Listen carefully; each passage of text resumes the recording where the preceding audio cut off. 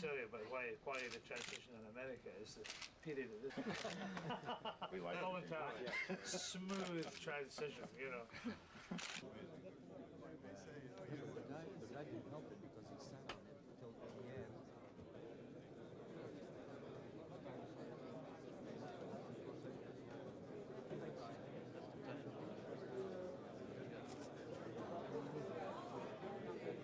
And Antanas Valionis, Mircea Joanna, Edward Kukan and Dimitri Rupel, welcome to this meeting of the Council.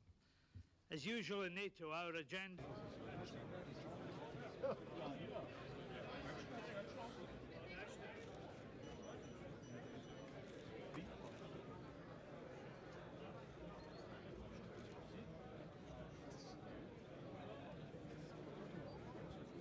Did Secretary Powell explicitly ask NATO to assume command of the... We have not come to the stage where anybody is yet tabling a proposal for an increased role for NATO in Iraq, beyond that we're doing at the present moment. But nobody is excluding NATO doing more in Iraq, if the time is right and the circumstances are right as well. And those circumstances might involve a different UN environment. They might also involve a different view of what was happening on the ground and the desire of individual countries to do something with NATO support. But at the present moment, NATO is focusing on Afghanistan. George Getta of AP. Secretary, Lord Robertson just... What strikes me today is that as we discussed about the possibility of NATO taking an enhanced role in Iraq, taking a new kind of role in Iraq, not a single member spoke against it or talked about reasons not to do it.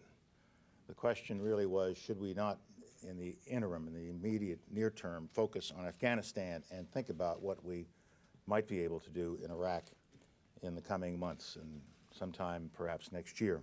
Moscow. A few days ago in Maastricht, you were extremely critical towards Russian policy. We are strongly committed to the roadmap. Why? Because the roadmap captures the vision that President Bush laid out in his June 24th speech of last year. Creation of a Palestinian state living side by side in peace and security with the State of Israel.